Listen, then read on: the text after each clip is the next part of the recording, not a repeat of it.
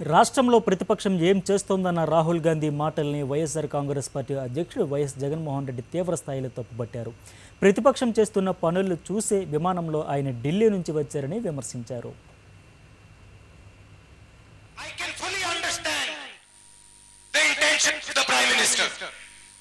ప్రధానమంత్రి యొక్క ఉద్దేశం నాకు బాగా తెలుసు.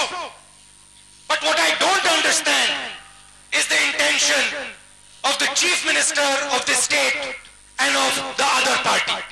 కానీ నాకు అర్థం కాని ఏమంటే ఇక్కడ ఈ రాష్ట్రాన్ని పరిపాలిస్తున్నటువంటి తెలుగుదేశం పార్టీ ముఖ్యమంత్రి అలాగే ప్రధాన ప్రతిపక్షం ఏకైక ప్రతిపక్షంగా ఉన్నటువంటి జగన్ పార్టీ వాళ్ళేమి చేస్తున్నారో మాకు అర్థం కావడం లేదు. I don't understand why these two parties are not fighting for special status.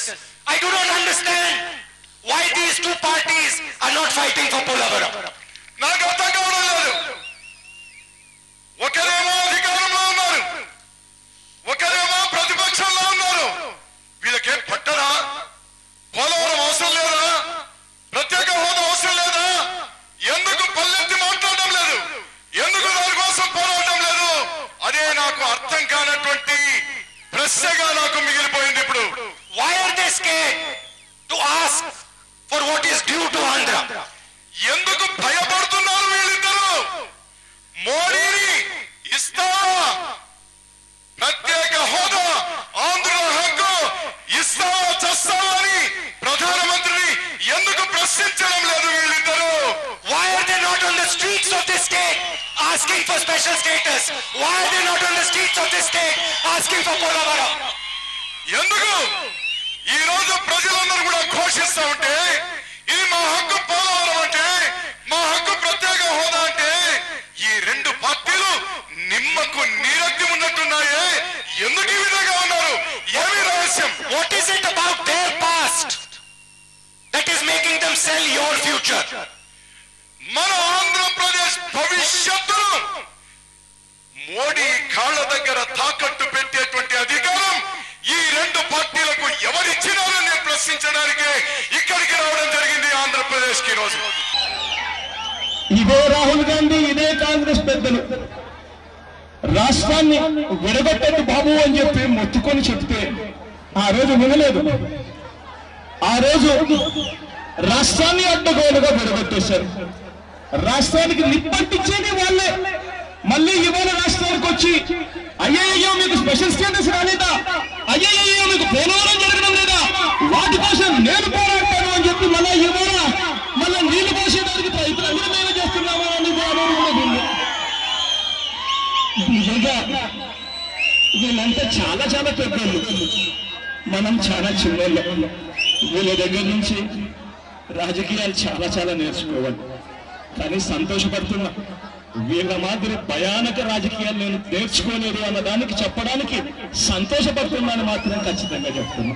ఇదే రాష్ట్రంలో పడతా ఉన్న బాధలకు సంబంధించి విశాఖపట్నంలో ధర్నాలు చేశాం, తణుకులో 2 రోజులు నిరాహార దీక్ష చేశాం, గుంటూరులో మంగళగిరిలో 2 రోజులు నిరాహార దీక్ష చేశాం, కలెక్టరేట్ కార్యాలయాన్ని ముట్టడించాం, మండల కేంద్రాలను ముట్టడించాం. సంవత్సర కాలంలో ప్రతిరోజు పోరాటాలు చేస్తానే ఉన్నాం. ఏ లెవెల్లో ఈ పోరాటాలు చేస్తా ఉన్నామోనంటే ఇవాళ నేను అనంతపురంలో రైతు భరోసా యాత్రని, రాష్ట్రంలో జరుగుతా ఉన్న ఆత్మహత్యలు, రైతులు ఏ దుస్థితిలో ఆత్మహత్యలు చేసుకుంటున్నారు, చేనేతలు ఏ దుస్థితికి వచ్చి ఆత్మహత్యలు చేసుకుంటున్నారు అని రాష్ట్రానికే కాదు దేశానికి కూడా చూపించడం కోసం నేను ప్రతి ఇంటికి వెళ్ళి ఆ రైతన్నలను, ఆ చేనేతలను పరామర్శించే కార్యక్రమం చేస్తా ఉన్నా. ఇవాళ 2వ దశలు అయిపోయి 3వ దశకు వచ్చా. ఇదే అనంతపురం జిల్లాలో ఇవాళకి నేను దాదాపుగా 23 రోజుల పాటు ఇదే అనంతపురం జిల్లాలో భార్య బిడ్డలను విడిచిపెట్టి కూడా ఇదే అనంతపురం జిల్లాలో ప్రతి రైతు దగ్గరికి వెళ్లే కార్యక్రమం కూడా చేస్తా ఉన్నా.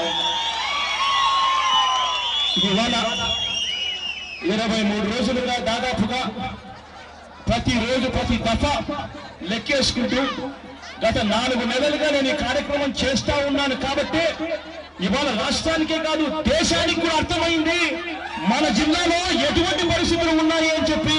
అందుకే రాహుల్ గాంధీ గారు విమానం వేసుకొని వచ్చి మన జిల్లాకి ఇవాళ వచ్చాడు. ఈ నాయకుడు చెప్తాడు ప్రతిపక్షం అన్నది రాష్ట్రంలో లేదు అన్నది. ప్రతిపక్షం ఈ మాదిరిగా ఉంది కాబట్టే నువ్వు విమానం వేసుకొని అదే పనిగా మన జిల్లాకు వచ్చావు అన్న సంగతి నీకు అర్థం కావడం లేదు అని చెప్పి తెలుసుకోవాలి. ఇవాళ రాహుల్ గాంధీకి ఒక్కరికే కాదు జ్ఞానోదయం కావాల్సింది, చంద్రబాబు నాయుడు గారికి మరీ ముఖ్యంగా జ్ఞానోదయం కావాలి. అప్పుడే మన రాష్ట్రంలో పడతా ఉన్న పరిస్థితులు, రాష్ట్రంలో మనం పడతా ఉన్న అవస్థలు వాళ్ళకు తెలిసి వాళ్ళలో మార్పు వస్తుంది.